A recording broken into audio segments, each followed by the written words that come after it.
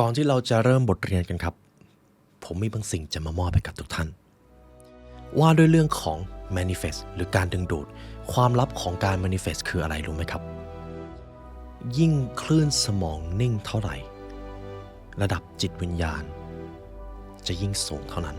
สมองครับใช้คลื่นแม่เหล็กไฟฟ้าในการส่งสัญญาณตลอดเวลาในทางการแพทย์จะเรียกสิ่งนี้ว่า EEG หรือ Electroencephalogram ยกตัวอย่างถึงคลื่นเบต้าครับคลื่นเบต้าคือคลื่นที่เกิดขึ้นบ่อยในชีวิตประจำวันของเราแต่ถ้าหากเราปล่อยให้ตัวเองอยู่กับความกังวลหรือความเครียดคลื่นเบต้าจะกลายเป็นคลื่นเบต้าสูงและจะทำให้เราเครียดวิตกกังวลและดึงดูดสิ่งที่เราไม่ต้องการเข้ามาในขณะที่คลื่นอัลฟาครับเป็นคลื่นแห่งความผ่อนคลายและสงบเป็นคลื่นที่เหมาะสมในการยกระดับสภาวะภายในซึ่งในสภาวะจิตใจระดับสูงครับหรือที่เรียกกันว่าคลื่นสูงจะเหมาะสำหรับการ manifest หรือการสร้างความเป็นไปได้ใหม่ดังนั้นครับยิ่งคลื่นสมองนิ่งเท่าไหร่เราจะยิ่งมีความสามารถในการสร้างความเป็นจริงใหม่ได้มากขึ้นเท่านั้นครับและแน่นอนว่าในชีวิตประจำวันของเราบางครั้งเราอาจจะเจอเรื่องที่ท้าทายเจอสถานการณ์บางอย่างที่ทำให้เราดำรงความสงบได้ยากและด้วยเหตุผลนี้ครับ I'm Yours Manifest ด้วยสูตรของ Science of Spiritual วิทยาศาสตร์ทางจิตวิญญาณจะช่วยคุณได้เข้าถึงคลื่นของความสงบรวมถึงได้ใช้พลังของจิตใจและสมองใช้อภิจิตสร้างสรรค์ชีวิตและความสุขที่ท่านต้องการสนใจติดต่อ Line @imyours.bkk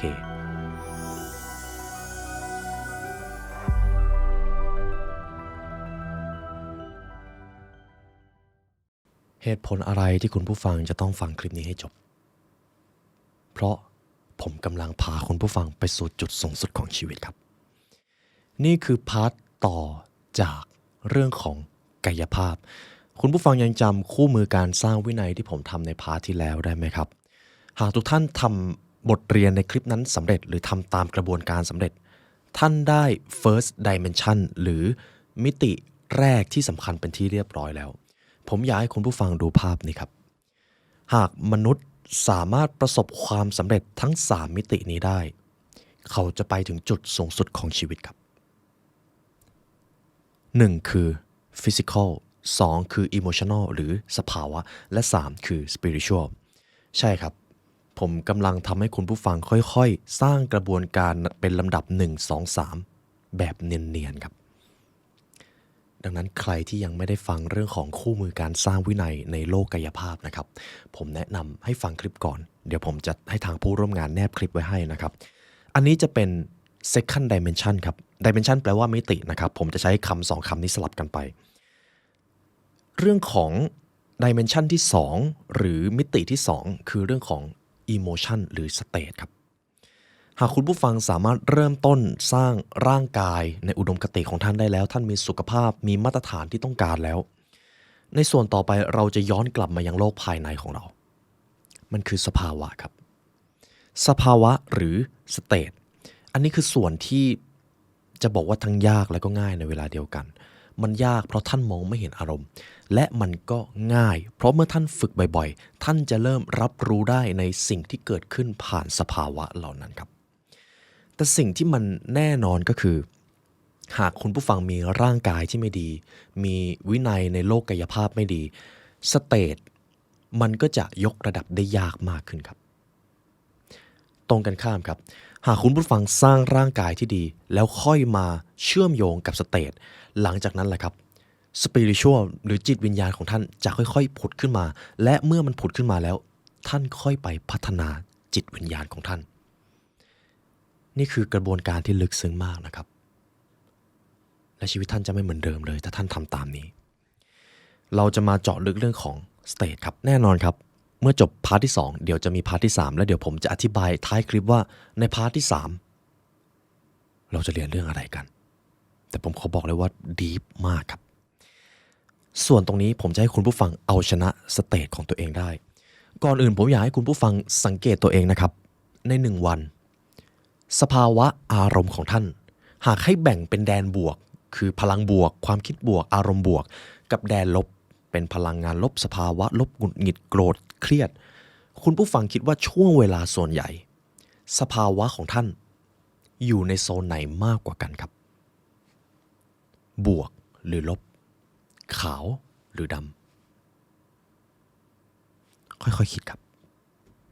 ตื่นเช้าขึ้นมาอารมณ์แรกที่ท่านเจอเป็นอารมณ์ในแดนบวกหรือแดนลบครับอาบน้ำกินข้าวเสร็จไปทำงานช่วงเวลาแรกในตอนเริ่มงานหรือเริ่มเรียน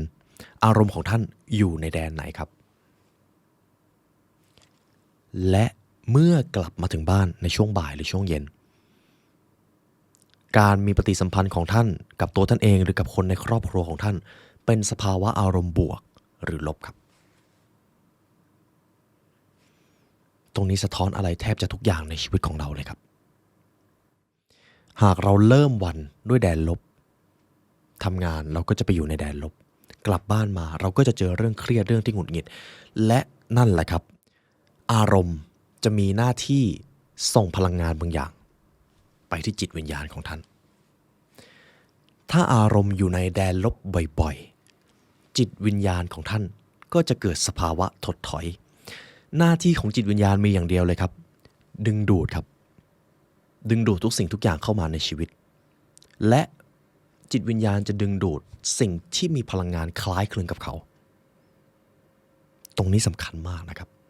ลองคิดดูสิครับในช่วงเวลาที่ผ่านมาสมมติหลายท่านอยู่ในแดนลบใช้ชีวิตอยู่กับสภาวะลบๆจิตวิญญาณของท่านเกิดสภาวะถดถอยมาขนาดไหนแล้วและก็ไม่ใช่เรื่องแปลกครับเหตุการณ์ที่เราเจอในชีวิตไม่ว่าจะเป็นโชคดีโชคร้ายพึงพอใจหรือรู้สึกว่ามันบั่นทอนหน้าหดหู่เราเนี่ยแหละครับดึงดูดมันมาเองและทีนี้ครับและสมมติว่าคุณผู้ฟังมีชีวิตที่ดีมีความสุขมีความร่ำรวยมีความมั่งคั่งก็แสดงว่าในชีวิตส่วนใหญ่อารมณ์ของท่านส่งพลังงานดีๆไปให้จิตวิญญาณและเมื่อจิตวิญญาณได้เกิดสภาวะก้าวหน้ามากขึ้นเขาก็จะไปดึงดูดสิ่งที่คล้ายคลึงกับเขาเข้ามา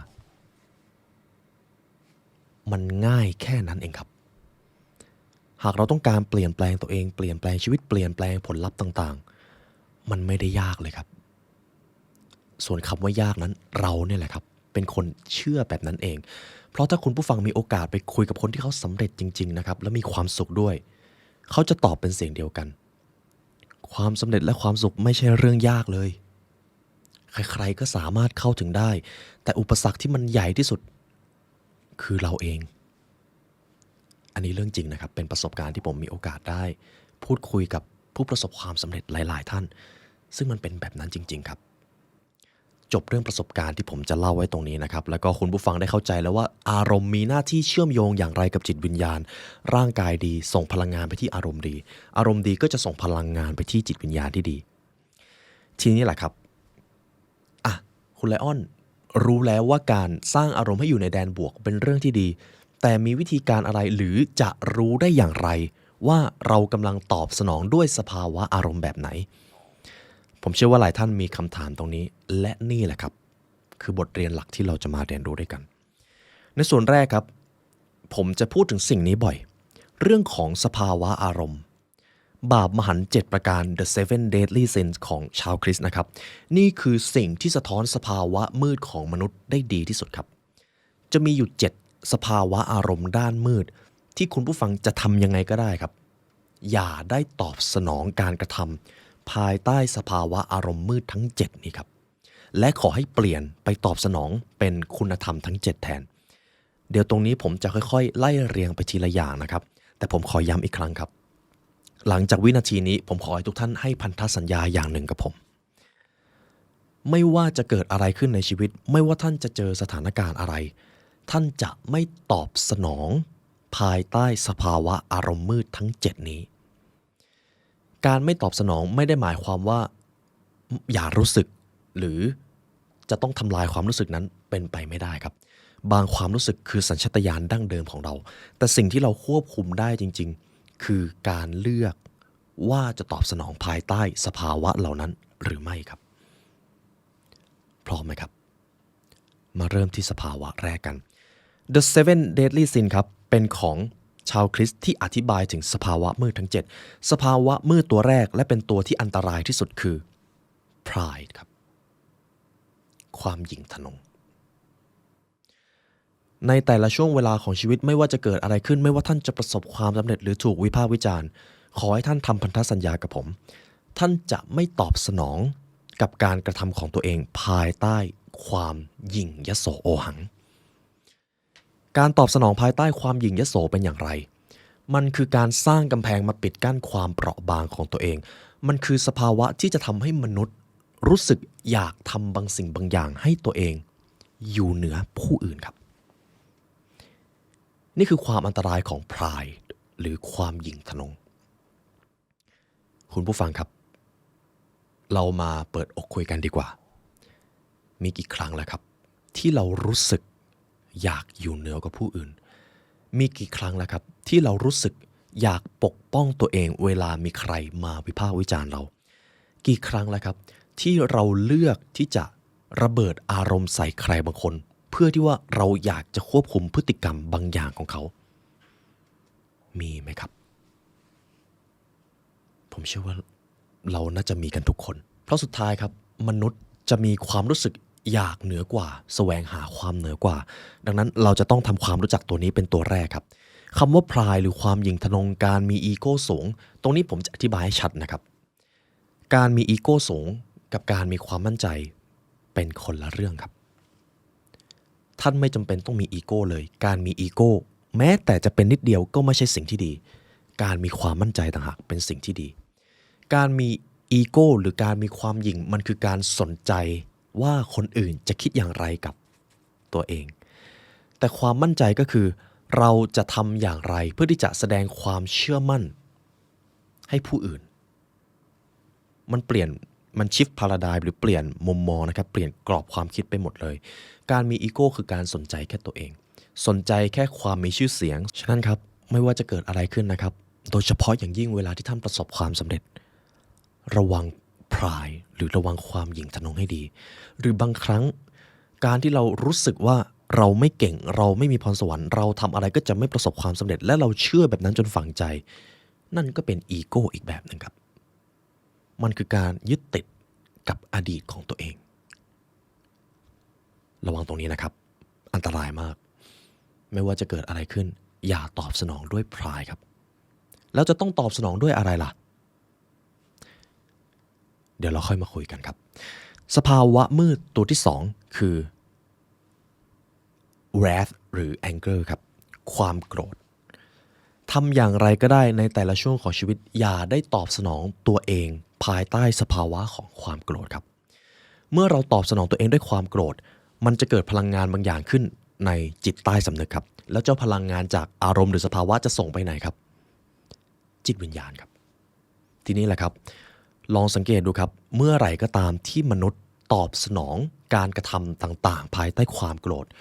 อย่างแรกเลยผลลัพธ์มักจะออกมาแย่กว่าเดิมและถ้าหนักหน่อยมันอาจจะมีผลลัพธ์บางอย่างที่อาจกลายเป็นฝันร้ายของคนคนนั้นไปทั้งชีวิตความโกรธครับคุณผู้ฟังนี่คือความจริงนะครับความโกรธไม่ใช่สิ่งจำเป็นเลยครับท่านไม่จำเป็นต้องใช้ความโกรธในการดำเนินชีวิตเลยครับไม่จำเป็นเลยเรามาดูตัวอย่างกันคุณไลออนครับเกิดผมมีใครบางคนมาทำให้ผมหงุดหงิดไม่พอใจและเขาทำผิดมากเลยอย่างนี้เราไม่ควรจะโกรธเขาหรอครับยิ่งเราใช้ความโกรธมันก็ไม่ต่างจากการเติมเชื้อไฟหรือเติมน้ำมันลงไปในกองเพลิงสุดท้ายมันจะเผาทุกอย่างแต่ถ้าเราเปลี่ยนจากความโกรธเป็นการเข้าใจว่าคนคนนั้นทำเต็มที่ที่สุดแล้วในทรัพยากรที่เขามีหากมีใครทำอะไรให้เราไม่พอใจเราจะมี2ทางเลือกครับทางเลือกที่1ตวาดด่าแล้วก็แสดงความโกรธใส่เขาออกไปกับทางเลือกที่2ถามครับเหตุผลอะไรคุณถึงเลือกตัดสินใจในทางเลือกนี้มีอะไรที่ผมยังไม่เข้าใจคุณบ้างคุณพอจะเล่าให้ผมฟังหน่อยได้ไหมคุณผู้ฟังคิดว่าทางเลือกไหนจะเปลี่ยนคนได้มากกว่ากันครับความโกรธจึงไม่ใช่เรื่องจำเป็นครับผมขอนำเรื่องเล่าหนึ่งจากพระรูปหนึ่งนะครับทิชนัทนะพระของฝั่งเวียดนามผมชอบเรื่องราวนี้มากที่ผมเคยเล่าไว้ในหนังสือแองเกอร์นะครับการมีใครสักคนมาทำให้คุณผู้ฟังโกรธมันก็เปรียบเสมือนการที่คนคนหนึ่งเดินมาแล้วก็ถือคบเพลิงแล้วก็เอาคบเพลิงนั่นแหละมาจุดไฟเผาบ้านของท่าน แล้วสักพักหนึ่งท่านก็เดินมาเห็นคนกำลังเผาบ้านของท่านไฟมันเริ่มก่อตัวขึ้นและมันกำลังจะลามสิ่งแรกที่เราควรจะทำคืออะไรครับระหว่าง 1. วิ่งไล่จับคนที่มาเผาบ้านเรากับ 2. ไปหาน้ำไปหาคนมาช่วยดับไฟเพราะไม่ฉะนั้นมันจะลามแล้วไหม้บ้านเราไปทั้งหลังคุณผู้ฟังว่าคุณผู้ฟังจะเลือกทางไหนครับผมเชื่อว่า 100% ครับดับไฟบ้านตัวเองก่อนเพราะถ้าไปไล่จับคนที่เอาไฟมาเผาบ้านมันก็จะไหม้ไปทั้งหลังนั่นแหละครับคือสิ่งที่เราจะต้องกระทำกับความโกรธของเราย้ำอีกครั้งนะครับอย่าตอบสนองตัวเองภายใต้ความโกรธเด็ดขาดเมื่อเจอความโกรธจงดับไฟในบ้านของท่านก่อนสภาวะที่ 3 ครับ envy ความอิจฉาริษยาในช่วงชีวิตต่อจากนี้ผมขอให้คุณผู้ฟังทำพันธสัญญากับผมไม่ว่าจะเกิดอะไรขึ้นไม่ว่าท่านจะเห็นใครประสบความสำเร็จหรือมีชีวิตที่ดีกว่าท่านก็จะไม่ตอบสนองตัวเองด้วยความอิจฉารู้สึกอิจฉาได้ครับไม่ใช่เรื่องผิดเพราะเราทุกคนต่างรู้สึกอยากอยู่เหนือกว่าแต่การตอบสนองต่างหากที่มันจะบอกชัดเจนครับว่าความรู้สึกนั้นจะเป็นปัญหาหรือจะเป็นโอกาสคนที่ไม่สามารถเอาชนะความอิจฉาได้สิ่งที่เขาจะตอบสนองเป็นแบบนี้ครับ 1. นินทาว่าร้ายคนที่สำเร็จกว่า 2. พยายามกดหรือวิพากษ์วิจารณ์คนที่สำเร็จกว่าให้เขารู้สึกแย่หรือถูกบั่นทอนขวัญกำลังใจกับ 3. ครับลงมือทำบางสิ่งบางอย่างเพื่อเป็นการขัดแข้งขัดขาความสำเร็จของคนที่อยู่เหนือกว่าเขานี่คือการตอบสนองด้วยความอิจฉาครับและผลลัพธ์สุดท้ายก็คือสิ่งใดที่เราหว่านเมล็ดลงไปเราก็จะได้ผลลัพธ์นั้นกลับมาครับความอิจฉาจึงเป็นอะไรที่อันตรายมากใน The Seven Deadly Sins นะครับบอกชัดเจนครับความอิจฉาเป็นอะไรที่น่ากลัวที่สุดเพราะมันทำลายทั้งคนที่รู้สึกและคนที่ถูกกระทำและวิธีจัดการความอิจฉาแล้วไว้เราค่อยมาคุยกันตรงนี้ครับแต่สุดท้ายแล้วจงระวังความอิจฉาในตัวท่านครับรวมถึงตัวผู้อื่นด้วยอย่าตอบสนองตัวเองภายใต้ความอิจฉาตัวที่ 4 ครับ lust ในที่นี้คือความใคร่หรือภาษาไทยบ้านเราก็คือตัณหาครับ lust ในที่นี้คือการตกอยู่ภายใต้สภาวะมืดในความต้องการในด้านเพศหรือกามารมณ์ครับในช่วงชีวิตต่อจากนี้ผมขอให้คุณผู้ฟังทำพันธสัญญากับผมไม่ว่าจะเกิดอะไรขึ้นท่านจะไม่ตอบสนองด้วยความใคร่ท่านจะปฏิบัติกับผู้อื่นด้วยความรักไม่ใช่ความหลงไม่ใช่ความต้องการหรือมองเห็นคนคนนั้นเป็นสิ่งของทุกท่านสัญญากับผมได้ไหมครับทุกท่านเชื่อไหมครับว่าความใคร่หรือตัณหาในด้านของกามารมณ์ทำลายชีวิตมนุษย์มามหาศาลครับเหตุผลหลักๆก็คงไม่พ้นเรื่องของอำนาจของทางชีววิทยามนุษย์เป็นสิ่งมีชีวิตที่ต้องการเผยแพร่เผ่าพันธุ์แล้วสัญชาตญาณนี้มันก็ยังอยู่ในสมองส่วนลิมบิกแล้วก็เรปทิเลียนของเราอยู่ตลอดเวลาแต่ปัญหามันจะเกิดทันทีครับด้วยความที่เราวิวัฒนาการทุกสิ่งทุกอย่างมาจนถึงตอนนี้เราจึงจำเป็นที่จะต้องเอาชนะเจ้าตัณหานี้ให้ได้มิฉะนั้นเราจะหมกมุ่นในเรื่องของเพศเราจะถูกผู้อื่นหลอกถูกผู้อื่นบงการแล้วก็ชีวิตเสียสมดุลได้อย่างง่ายดายคุณผู้ฟังเคยเจอใครที่ชีวิตพังเพราะความใคร่หรือตัณหาของตัวเองไหมครับชีวิตครอบครัวพังชีวิตการเงินพังชีวิตการงานพังกลายเป็นซึมเศร้าตอบสนองตัณหามากเท่าไหร่เราก็จะยิ่งต้องการมันมากเท่านั้นและแน่นอนครับความสุขมันจะไม่ได้ตามมาเลยสัญญากับผมนะครับท่านจะไม่ตอบสนองตัวเองด้วยตัณหารู้สึกได้ครับแต่อย่ากระทำต่อไปเรามาดูกันที่ตัวที่5ครับกลัตโทนีความตะกละเป็นอีก1ซินหรือ1บาปที่อันตรายครับในช่วงชีวิตต่อจากนี้ผมขอให้คุณผู้ฟังทำพันธสัญญากับผมอย่างหนึ่งครับท่านจะดูแลอาหารการกินด้วยความใส่ใจถ้าให้พูดง่ายๆนะครับผมจะนึกถึงศีล 5ของฝั่งพุทธการบริโภคสุราการบริโภคยาเสพติดอะไรเหล่านั้นแน่นอนครับเรารู้ว่ามันไม่ควรส่วนทุกวันนี้อย่าว่าแต่สุราเลยครับอาหารทั่วไป มันก็ทำลายชีวิตของเราได้น้ำตาลที่มากเกินพอดีอาหารที่มันทำลายสุขภาพที่มันมีแต่ไขมันที่ไม่ดีอะไรที่มันมากเกินไปครับมันทำลายเราเสมอโดยเฉพาะอย่างยิ่งอาหารในทุกวันนี้ความจริงก็คือ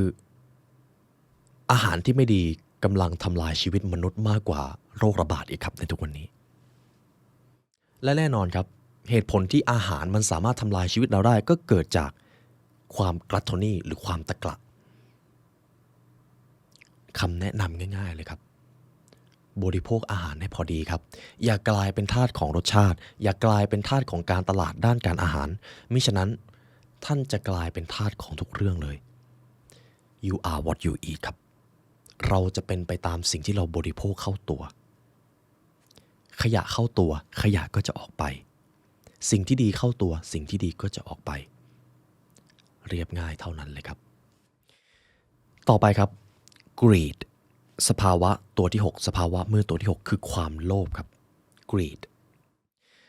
ในที่นี้ครับคือความรู้สึกอยากได้อยากมีแล้วไม่รู้จักพอการแสวงหาความมั่งคั่งการแสวงหาทรัพย์สมบัติเป็นเรื่องที่ดีครับแต่มันจะกลายเป็นเรื่องที่อันตรายทันที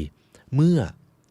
เรารู้สึกว่าถ้าเราไม่ได้สิ่งนั้นสิ่งนี้มาเราจะไม่ยอมมีความสุขกับปัจจุบันนั่นแหละครับเราได้ตอบสนองด้วยสภาวะมืดของความโลภเป็นที่เรียบร้อยแล้วและเมื่อสภาวะมืดได้รับการตอบสนองครับมันก็จะส่งพลังงานไปที่จิตวิญญาณของท่านก็จะยิ่งถดถอยลงไปอีก greed ครับผมขอให้คุณผู้ฟังทบทวนกับตัวเองนะครับมีบ้างหรือเปล่าที่เรารู้สึกว่าเราจะไม่ยอมมีความสุขจนกว่าเราจะได้สิ่งนี้เราจะไม่ยอมรู้สึกมีความสุขหรือมีความสำเร็จจนกว่าเราจะได้ครอบครองสิ่งนี้สิ่งนั้นหรือบางท่านครับจะเคี่ยนตีตัวเองจนกว่าจะสำเร็จในสิ่งนั้นนั่นแหละครับ greed การตอบสนองด้วยความโลภต่อไปสภาวะมืดตัวสุดท้ายครับ lazy ความขี้เกียจหรือ laziness ความขี้เกียจครับตรงตัวครับการไม่ลงมือทำในสิ่งที่ต้องทำการปล่อยให้ตัวเองผัดวันประกันพรุ่งผัดผ่อนสิ่งที่มีความหมายใช้ชีวิตไปวันๆการใช้ชีวิตไปวันๆครับคือการไม่ให้เกียรติชีวิตการไม่ให้เกียรติชีวิตคือการไม่ให้เกียรติกับพระเจ้าหรือจักรวาลครับมันเป็นแบบนั้นจริงๆครับความขี้เกียจคืออีกสภาวะมืดหนึ่งที่อยากให้ทุกท่านพินิจพิเคราะห์ให้ดีเพราะมันเป็นสภาวะที่เกิดขึ้นได้ง่ายครับความขี้เกียจหลังจากนี้ผมขอให้คุณผู้ฟังทำพันธสัญญากับผมครับในแต่ละช่วงในแต่ละวันท่านจะทำสิ่งที่สำคัญและมีความหมายเสมอท่านจะไม่ปล่อยให้เวลาชีวิตผ่านไปอย่างสูญเปล่าทำสัญญากับผมได้ไหมครับนี่คือสภาวะมืดทั้ง7ครับไม่ว่าจะเกิดอะไรขึ้นอย่าตอบสนองตัวเองภายใต้สภาวะมืดนี้เด็ดขาดคำถามต่อมาครับแล้วเราจะต้องตอบสนองอย่างไรล่ะเพื่อที่จะได้ higher state หรือสภาวะที่มันสูงส่งมากขึ้นเพื่อที่จะส่งพลังงานไปที่จิตวิญญาณตรงนี้น่าสนใจครับแต่ผมขอให้คุณผู้ฟังจดไว้ได้ยิ่งดีนะครับสำหรับ the seven deadly sins ในข้อที่แล้วต่อไปจะเป็น the seven virtues ครับคุณธรรมทั้ง7ที่จะยกระดับสเตจของท่านมันคือขั้วตรงข้ามกับสภาวะมืดที่เราคุยกันไปก่อนหน้านี้ตัวแรกที่เราจะมาพูดถึงครับเป็นขั้วตรงข้ามของ pride หรือความหยิ่งทะนงสิ่งนั้นคือ humble ครับความถ่อมตนผมขอให้คุณผู้ฟังครับพยายามฝึกนิสัยความอ่อนน้อมถ่อมตนให้กับตัวเองความถ่อมตนคืออะไรมันมีหน้าตาเป็นแบบไหนแล้วมีตัวอย่างหรือไม่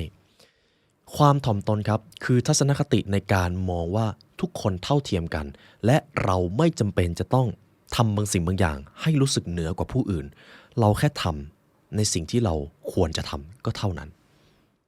รวมไปถึงเมื่อประสบความสำเร็จเราก็ยังเคารพและให้เกียรติผู้อื่นไม่ว่าเขาจะเป็นใครนี่คือความ humble ครับความถ่อมตนจะทำให้ท่านได้รับมิตรไมตรีไปทุกคนทุกแห่งมันจะทำให้ท่านได้เพื่อนได้โอกาสและที่สำคัญครับได้ความสุขสงบเพราะท่านไม่จำเป็นจะต้องไปพิสูจน์ตัวเองเพื่อแข่งกับใครเลย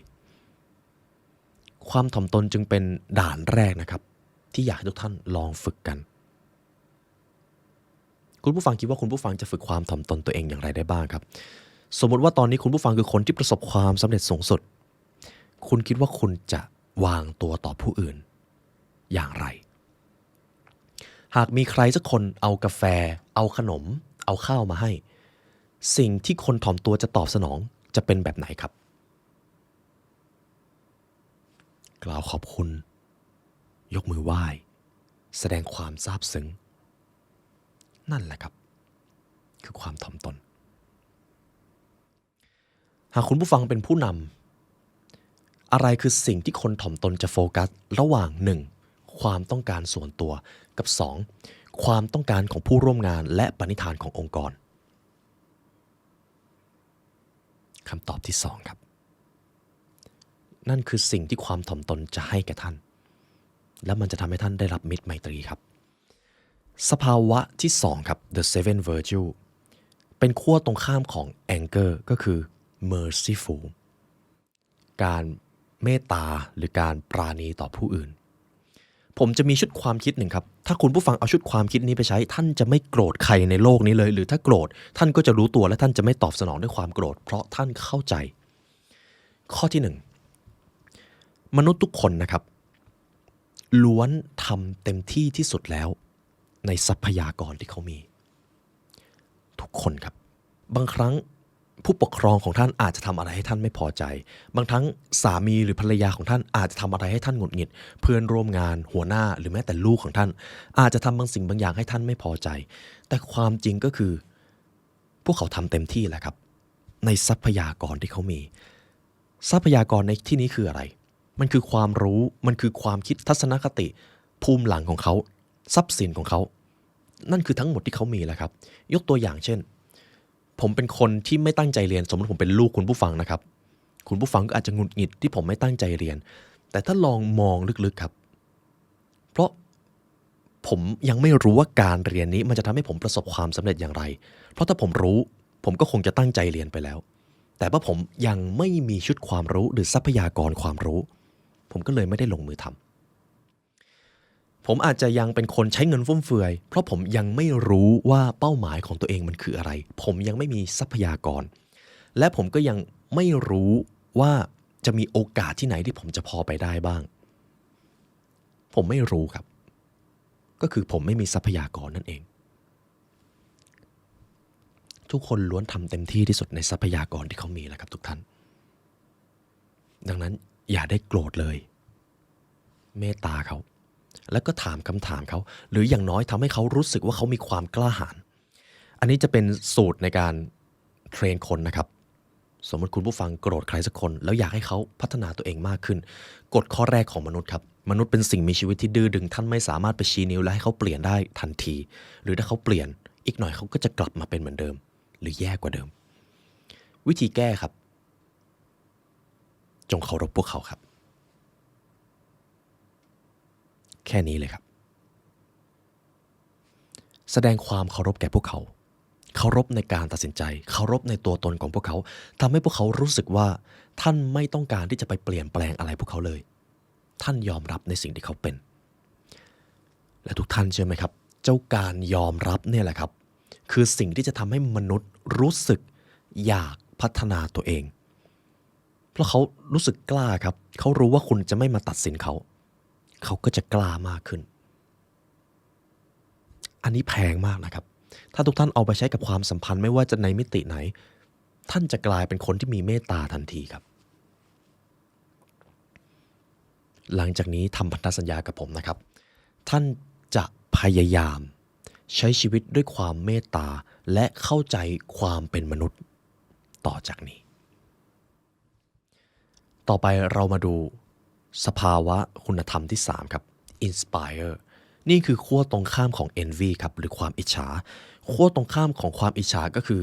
การได้แรงบันดาลใจหรือการสร้างแรงบันดาลใจผมจะมีวิธีจัดการกับความอิจฉาครับมันง่ายมากๆมันไม่ยากเลยและท่านสามารถทำได้สมมุติคุณผู้ฟังรู้สึกอิจฉาใครสักคนและเขาอยู่ตรงหน้าท่านคำแนะนำจากผมนะครับคุณผู้ฟังเดินไปถามเขาแบบนี้นะครับกว่าที่คุณจะประสบความสำเร็จมาขนาดนี้คุณผ่านอะไรมาบ้างคุณพอจะเล่าให้ผมฟังหน่อยได้ไหมและผมกล้าเดิมพันเมื่อเขาตอบคำถามนี้ความอิจฉาในตัวท่านจะหายไปหมดเลยครับท่านจะได้รับแรงบันดาลใจแทนด้วย รือท่านจะไปขอคำแนะนำจากเขาก็ได้ครับพอจะแนะนำสิ่งนี้ให้หน่อยไหมครับพอดีผมก็อยากประสบความสำเร็จแบบนี้เหมือนกันมีบทเรียนอะไรที่ผมควรรู้บ้างครับเมื่อท่านถามท่านจะได้คำตอบและท่านจะได้แรงบันดาลใจและวิธีดับความอิจฉาในตัวผู้อื่นครับ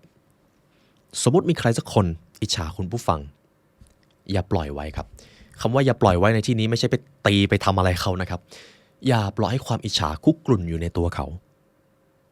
ขอให้ท่านเดินไปแล้วก็แสดงความใส่ใจแล้วก็ถามไปเลยว่ามีอะไรอยากให้ช่วยหรือไม่มีตรงไหนอยากซักถามไหมเผื่อผมพอจะแนะนำได้เมื่อท่านทำแบบนี้ครับนอกจากความอิจฉาในตัวของอีกฝ่ายจะหายไปแล้ว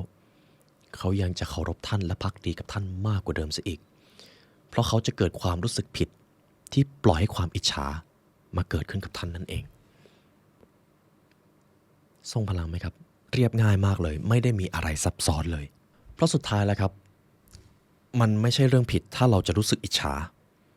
และมันจะเป็นเรื่องดีมากๆถ้าเราเอาความอิจฉามาเป็นแรงบันดาลใจให้กับตัวเองในการลงมือทำสร้างความเป็นไปได้ใหม่เราเปลี่ยนได้ครับ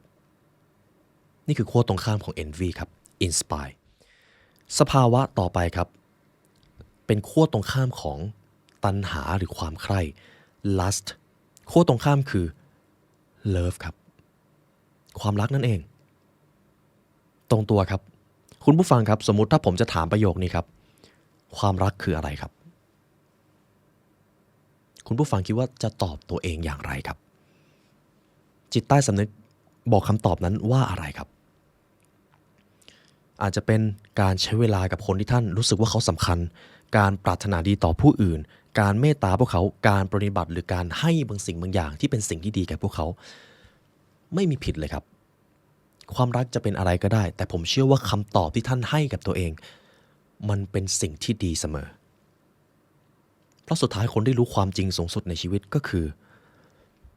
ตัวคุณผู้ฟังเองครับหลังจากนี้ขอให้คุณผู้ฟังทำพันธสัญญากับตัวผมและกับตัวท่านเองท่านจะตอบสนองด้วยความรักกับคนที่ท่านให้คุณค่าให้ความสำคัญกับเขาท่านจะไม่ดำเนินชีวิตด้วยความใคร่หรือความต้องการด้านการอารมณ์อีกต่อไปแต่ท่านจะปรารถนาดีต่อผู้อื่นแทนความรักในที่นี้ไม่จำเป็นจะต้องเป็นคู่รักของท่านก็ได้ครับผู้ปกครองของท่านลูกของท่านเพื่อนมนุษย์ของท่านท่านให้สิ่งนี้ได้กับทุกคนครับและคำกล่าวขององค์เจสุสครับยิ่งท่านให้ท่านจะยิ่งได้รับจงรักศัตรูของท่านหากมีใครมาตบหน้าท่านจงหันแก้มอีกข้างให้เขาหากมีใครขโมยเสื้อคลุมของท่านไปท่านจงให้เขาไปหากมีใครมาขอยืมอะไรท่านจงให้เขาไปและอย่าหวังที่จะทวงคืนผมชอบตรงนี้เพราะมันเป็นการอธิบายความรักของมนุษย์ได้อย่างกระจ่างชัดครับและทุกท่านเข้าใจแล้วว่าความรักของท่านคืออะไรใช้สิ่งนี้ครับสภาวะตัวที่5ครับขั้วตรงข้ามของความตะกละก็คือ contentment หรือความพึงพอใจความรู้จักพอขั้วตรงข้ามของกลัตโทนีนะครับการบริโภคอาหารครับผมจะใช้สูตรของชาวญี่ปุ่นนะครับก็คือการบริโภคให้อิ่มเพียงแค่ 80% ของท้องเพราะถ้าเกินไปกว่านั้นมันจะกลายเป็นเราใช้พลังงานไปกับการย่อยอาหารเยอะเกินไปแล้วเราก็จะรู้สึกงัวเงียไม่มีความสุขจะว่าแบบนั้นก็ได้ฉะนั้นครับระวังการบริโภคอาหารและวางแผนการบริโภคอาหารให้พอเหมาะเพราะสุดท้ายแล้วถ้าเราไม่ดูแลอาหารเลยทุกท่านลองมองไปรอบๆข้างนอกนะครับเมื่อท่านเดินออกไปอาหารแต่ละแบบผมเชื่อว่าเกินครึ่งหนึ่งมันไม่ได้ดีต่อสุขภาพของท่านสักเท่าไหร่นะท่านเลยจะต้องเลือกนั่นเองด้วยความที่สภาพแวดล้อมมันอาจจะไม่ได้เอื้ออำนวยท่านเลยจะต้องกลับมาควบคุมตัวเองนั่นเองครับสภาวะตัวที่6ตรงข้ามของความโลภหรือ greed ก็คือ gratitude ครับ gratitude พูดง่ายๆก็คือมันคือความรู้สึกกตัญญูหรือการขอบคุณสิ่งที่มีให้เป็นครับ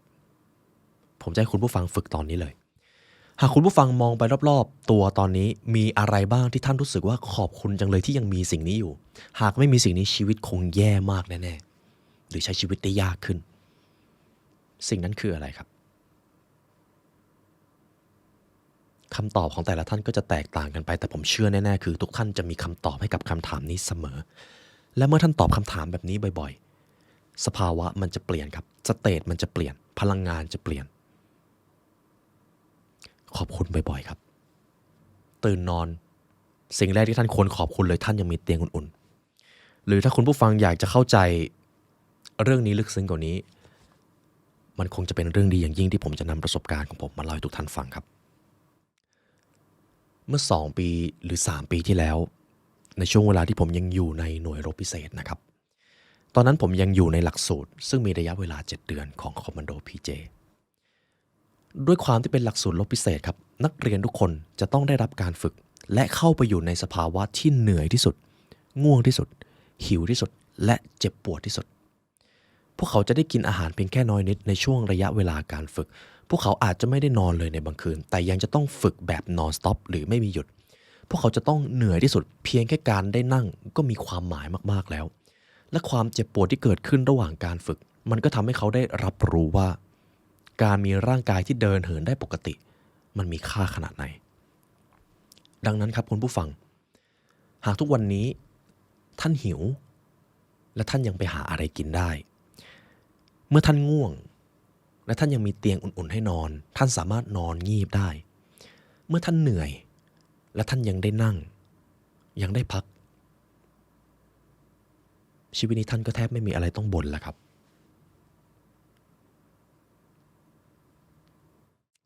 ชีวิตเราดีกว่าที่เราคิดเยอะครับสิ่งที่ท่านขอบคุณมันมีเยอะขึ้นไหมครับพอผมเล่าเรื่องนี้ให้ฟังตรงนี้สำคัญมากนะครับขอบคุณสิ่งรอบๆตัวให้เยอะครับเพราะเมื่อวันหนึ่งท่านไม่ได้มีมันขึ้นมามันอาจจะกลายเป็นสิ่งที่มีความหมายที่สุดเท่าที่ท่านจะจินตนาการได้เลยต่อไปครับตัวสุดท้ายขั้วตรงข้ามของความเกียจคร้าน laziness ก็คือ enthusiasm ความกระตือรือร้นจงมุ่งมั่นในการดำเนินชีวิตจงมีเป้าหมายที่ชัดเจนแน่นอนแต่ในขณะเดียวกันท่านก็ไม่จำเป็นจะต้องยึดติดว่ามันจะต้องเป็นผลลัพธ์แบบนั้นแบบนี้ 100% ไม่จำเป็นครับเพียงแค่การมีเป้าหมายก็พอแล้วผมจะเล่าสั้นๆครับสมมุติวันพรุ่งนี้คุณผู้ฟังจะต้องตายแล้วมีคนมางานศพท่านเป็นร้อยเป็นพันคุณผู้ฟังคิดว่าคุณอยากได้คำไว้อาลัยแบบไหนครับ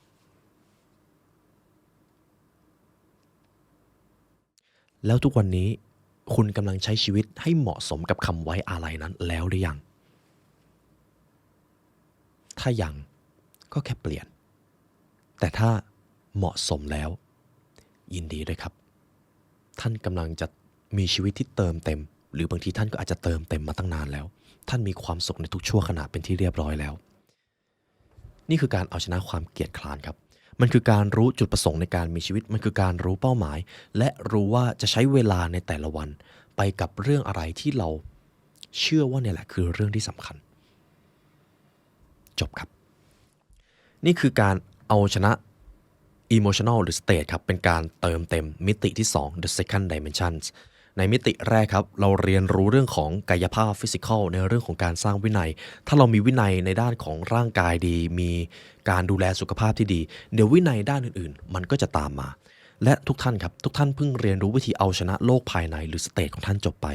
พลังงานของท่านเริ่มเปลี่ยนไปแล้วครับในระดับนี้และเมื่อพลังงานเปลี่ยนมันจะส่งไปที่จิตวิญญาณครับในพาร์ทที่3อาจจะเป็นพาร์ทที่เปลี่ยนแปลงชีวิตทุกท่านไปโดยปริยายเราจะมาใช้กฎแรงดึงดูดแบบแท้จริงกันครับเพราะตั้งแต่คลิปแรกที่คุณผู้ฟังได้เริ่มทำความเป็นไปได้ใหม่มันเกิดขึ้นตั้งนานแล้วครับและสุดท้ายนะครับในตอนนี้ผมรู้สึกเป็นเกียรติและยินดีอย่างยิ่งที่คุณผู้ฟังเรียนรู้มาจนถึงตรงนี้นะครับรู้สึกว่ามันก็ไม่ใช่คลิปที่เข้าใจง่ายสักเท่าไหร่บางส่วนมันก็มีความซับซ้อนหากทุกท่านฟังมาถึงตรงนี้ก็ขอบคุณอีกครั้งหนึ่งนะครับและเช่นเคยครับหากคุณผู้ฟังอยากใช้เวลาเรียนรู้กับพวกเราให้ลึกซึ้งกว่านี้คุณผู้ฟังสามารถเรียนรู้ได้ผ่านพรีเมียมคอนเทนต์ครับนอกจากตำราจิตวิทยาตำราการพัฒนาตัวเองในตอนนี้ทางผู้ร่วมงานครับกำลังพัฒนาโปรเจกต์ใหม่ The Golden Path วิถีทองคำนี่คือกฎความสำเร็จที่จะทำให้คุณผู้ฟังเข้าถึงทุกนิยามความสำเร็จครับตั้งแต่ระดับอภิจิตรภูมิใจนำเสนออย่างยิ่งครับเป็นคลิปที่เป็นส่วนหนึ่ง เป็นส่วนใหญ่เลยดีกว่าครับของหนังสือที่ผมกำลังเขียนอยู่และเอามาถ่ายทอดผ่านคลิปวิดีโอใน Premium Content หากคุณผู้ฟังชอบเรียนรู้ผ่านการดูหรือการฟังนะครับแนะนำ Premium Content ตัวนี้สามารถรับชมได้ที่ www.thelibrarylearn.com หรือจะกดปุ่มจอยข้างล่างแล้วเลือก Premium Content ได้เลยครับและในวันนี้ครับเป็นเกียรติและยินดีอย่างยิ่งที่เราได้มาเรียนรู้ด้วยกันในวันนี้ได้เวลาอันสมควรแล้วครับทางผู้ร่วมงาน The Library Learn และตัวผมไลออนยุวศิลป์ขอกล่าวอำลาทุกท่านไปก่อนขอให้วันนี้เป็นวันที่ดีของทุกท่านนะครับและขอให้จักรวาลคุ้มครองครับสวัสดีครับ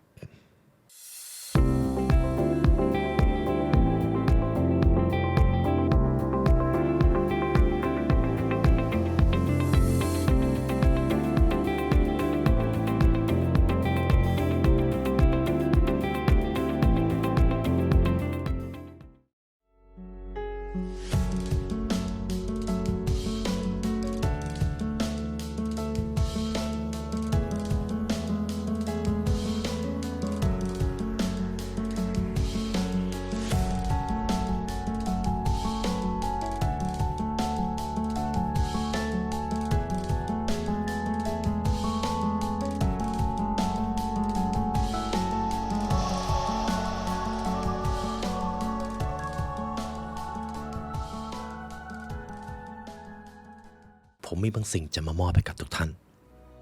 ว่าด้วยเรื่องของ manifest หรือการดึงดูดความลับของการ manifest คืออะไรรู้ไหมครับยิ่งคลื่นสมองนิ่งเท่าไหร่ระดับจิตวิญญาณจะยิ่งสูงเท่านั้นสมองครับใช้คลื่นแม่เหล็กไฟฟ้าในการส่งสัญญาณตลอดเวลาในทางการแพทย์จะเรียกสิ่งนี้ว่า EEG หรือ Electroencephalogram ยกตัวอย่างถึงคลื่นเบต้าครับคลื่นเบต้าคือคลื่นที่เกิดขึ้นบ่อยในชีวิตประจำวันของเรา